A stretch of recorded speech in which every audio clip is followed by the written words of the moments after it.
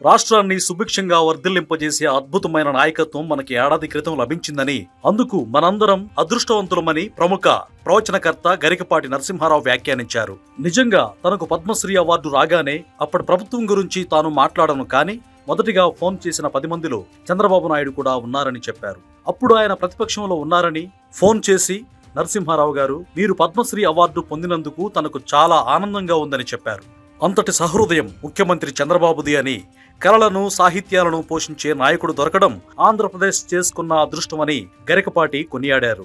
విజయవాడలో జరిగిన మండలి వెంకటకృష్ణారావు శత జయంతి ఉత్సవాల్లో పాల్గొన్న సందర్భంగా గరికపాటి నరసింహారావు ఈ వ్యాఖ్యలు చేశారు. సుభిక్షంగా వర్ధిల్లింపజేసేటువంటి అద్భుతమైన నాయకత్వం మనకి ఏడాది క్రితం లభించింది. మనం అదృష్టవంతులం.